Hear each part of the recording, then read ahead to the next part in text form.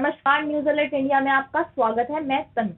शामली के कैराना कोतवाली पर तैनात उप निरीक्षक अंजू गुर्जर द्वारा कोतवाल पर लगाए गए उत्पीड़न के आरोप के बाद लगातार गुर्जर समाज में रोष बना हुआ है।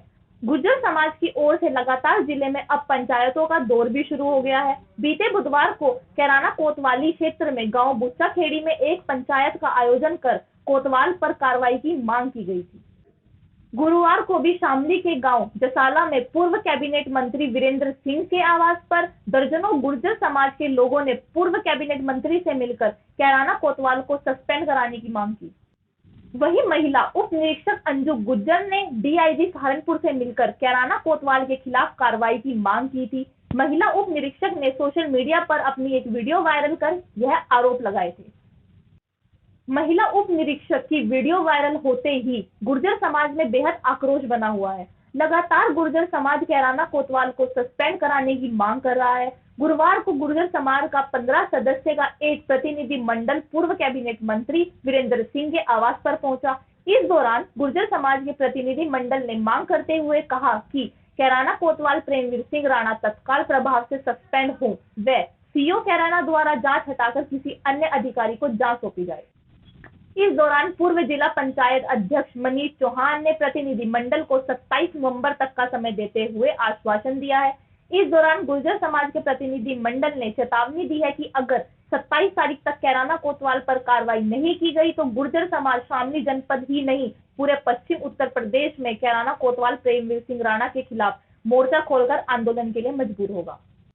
मामले की गंभीरता को समझते हुए प्रशासन ने कोतवाल प्रेमवीर राणा को लाइन हाजिर कर दिया है और अंजू गुर्जर को छुट्टी पर भेज दिया है और इस प्रकरण की जांच सीओ कैराना को दी है। आइए सुनते हैं मनीष चौहान के इस बारे में क्या कथन है।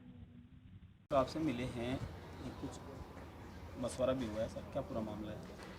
दरअसल पिछले 4-5 दिन से जनपद में एक मामला चल रहा है कैराना कोतवाली का, जहां पर एक एसआई अंजू हैं, उन्होंने कोतवाल कैराना पर एक इल्ज़ाम लगाया है उनको टॉर्चर करने का, उनको प्रताड़ित करने का।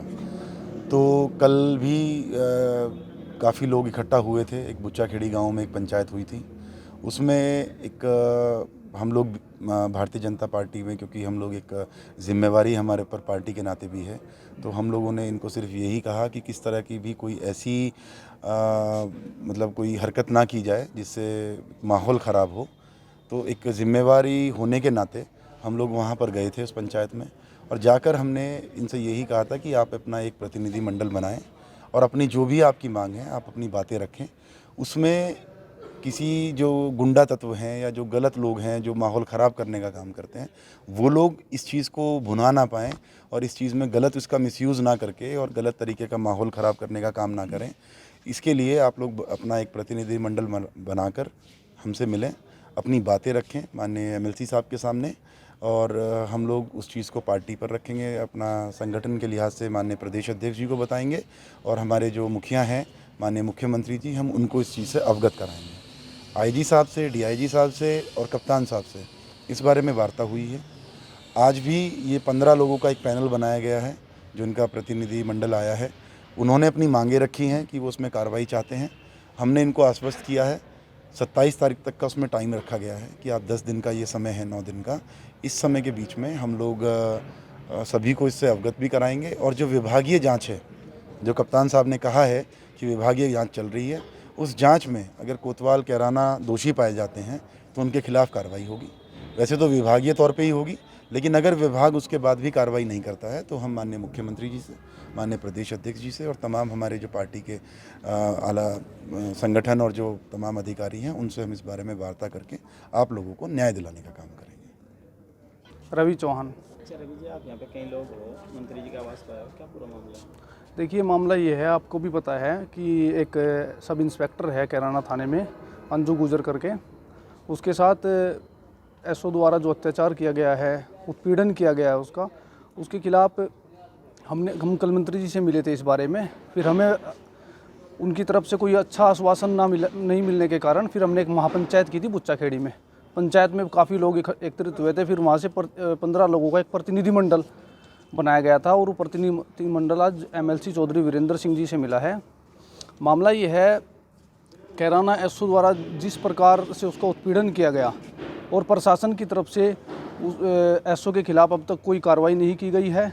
तो हमने इस बारे में एमएलसी चौधरी वीरेंद्र सिंह जी से बात की है। अब हमने 27 तारीख का टाइम दिया है। अगर 27 तारीख तक प्रशासन को कार्रवाई करता है तो ठीक है, अगर नहीं कार्रवाई करता है तो समाज एक बड़े आंदोलन की तैयारी करेगा, क्योंकि वो हमारी बेटी है, समाज की बेटी है। अगर समाज उसके साथ नहीं खड़ा होगा तो कल आप भी जानते हैं कि आज वो वहाँ जहाँ की बेटी है वहाँ से यहाँ आकर के हमारे यहाँ नौकरी कर रही है, और अगर यहाँ की बेटी कल वहाँ जा कर के नौकरी करेगी तो अगर समाज उनके साथ खड़ा नहीं होगा तो कौन होगा। पहले ही हमारे समाज से तो बहुत कम बेटियाँ बाहर नौकरियों पर जाती हैं। क्या क्या मांगते हो आप? हमारी मांगे ये है कि जो कैराना सीओ से जांच कराई जा रही है वो जांच बदली जाए, किसी और सीओ से जांच कराई जाए।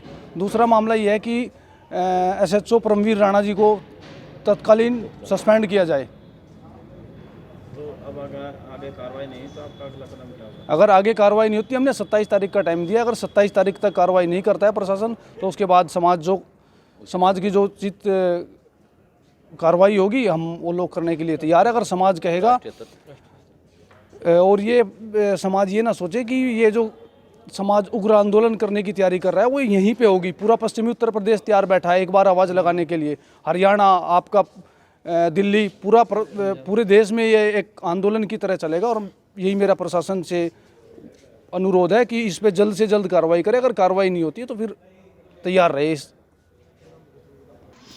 मेरा नाम अंजू है। अच्छा अंजू, आप एसपी से मिलने के लिए आए हैं, क्या मामला है? आपके ऑफिस में आई हूँ। जी जो एसएचओ प्रेमी राणा है, जी यहाँ पे थाना प्रभारी कैराना, जी उनके द्वारा मुझे परेशान किया जा रहा है अनावश्यक रूप से। जबकि मैं अपनी ड्यूटी भी टाइम पे करती हूँ, सारे काम टाइम पे करती हूँ। अगर मैं उनकी कोई वैसी बात नहीं मानती हूँ तो मेरी रपट लिखवा देते हैं। अनावश्यक रूप से मेरे ऊपर दबाव बनाते हैं। उनके साथ में एक उनका वो है नौकर रहता है, वो भी हमें होमगार्ड से भी बदतर मानता है। मैं नारी शक्ति में प्रभारी हूँ। मैं महिलाओं को समझाती हूँ कि महिलाओं, तुम्हें कोई छेड़ता है या तुम्हारे साथ कोई गलत काम करता है, तुम 1090 पे फ़ोन करो, 1076 पे फ़ोन करो। उनको मैं सेल्फ डिफेंस की बातें बताती हूँ, लेकिन मेरे साथ में जो हो रहा है वो गलत हो रहा है। मैं जब सबको शिक्षा देती हूँ, सबको बताती हूँ, उनके लिए मैं खुद भी तो अपनी सेल्फ डिफेंस कर सकती हूँ। तो आप क्या चाहती हैं? क्या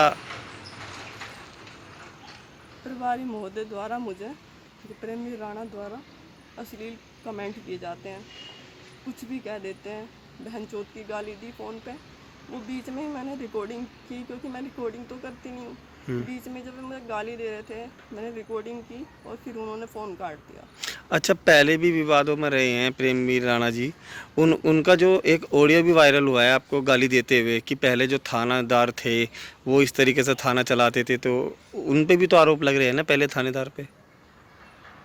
आरोप लगे हैं उन पे भी, ये जानकारी है मुझे। लेकिन जो मेरे साथ हो रहा है, कम से कम जो लड़की दूसरों को शिक्षा दे रही है, प्रभारी मुझे अवार्ड भी मिले हैं इसी उसमें कि नारी शक्ति में अच्छा काम कर रही हो, वीडियो भी है मेरे पास में। और मुझे विजयपति डिग्री कॉलेज में डीएम मैडम ने भी सम्मानित किया, और वहाँ के जो स्कूल है विजयपति स्कूल के द्वारा भी मुझे सम्मानित करा गया शील्ड मिली। इस नारी शक्ति मिशन के आधार पे मुझे ये सब रिवॉर्ड मिले। अगर उन पर कोई कार्रवाई नहीं हुई आपकी बात करने के, तो उसके बाद अगला कदम आपका क्या होगा? मैं इससे ऊपर अधिकारियों के पास जाऊंगी, और ऐसी स्थिति है या तो आदमी मरे और मैं ऐसे ही मर जाऊं बिना किसी को कुछ बताए, तो कोई कुछ भी स्टोरी बना देगा कि ये इसलिए मर गई। अब मरूं तो मैं कम से कम सबको ये तो बता दूं कि मैं क्यों ऐसा कदम उठा रही हूँ। तो समस्या ज़्यादा है आपके साथ? समस्या ज़्यादा है, बताना भी ज़्यादा सही नहीं है, क्योंकि समस्याएं जो होती हैं हर आदमी को नहीं बता सकता कोई भी। कोई टॉर्चर वाली कोई बात तो नहीं है कि भाई? टॉर्चर वाली बात यह है, कभी कहते हैं शॉपिंग करने चलो साथ में। अच्छा, ठीक है, ये कोई बात थोड़ी है कि मैं उनके साथ में, अपनी एज भी तो देखें। मैं उनकी बेटी के बराबर की एज की हूँ, उसके बावजूद भी इस तरह के अश्लील कमेंट करते हैं। कहते हैं मैं छुट्टी से आई थी, लास्ट 1 मंथ की बात है जी, कहने लगे अब तो सुंदर हो के आई है। बताओ, ये कोई कमरे पे आना, इस तरह की कोई बातें होती हैं? अपनी बेटी के बराबर की लड़की से इस तरह से बात करते हैं। और इनका एक वो है, प्राइवेट आदमी है, रविंदर नाम है, उर्फ पप्पू। वो तो अपने आप को थानेदार ही मानता है। कभी कहता लड्डू खिलाओ, कभी कहता ये करके दो, वो करके दो। अच्छा, ये जो पप्पू है ये क्या काम करता है? मुझे जी जी जी। मैं बुखार में यहाँ पे आई हूँ, मजबूरी में आई हूँ, क्योंकि जो बेइज्जती होती है ना, जो नारी का सम्मान होता है, वो वही महसूस करती है। जब थाने में हर आदमी हंस के चलता है, इससे ये कह दिया, इसको ये इस तरह से बोल दिया।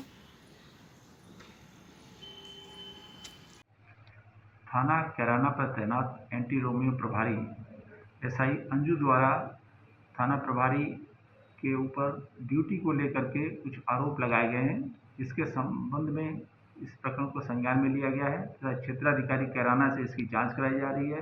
इस प्रकरण में जो भी दोषी पाया जाएगा उसके खिलाफ दंडात्मक कार्रवाई की जाएगी।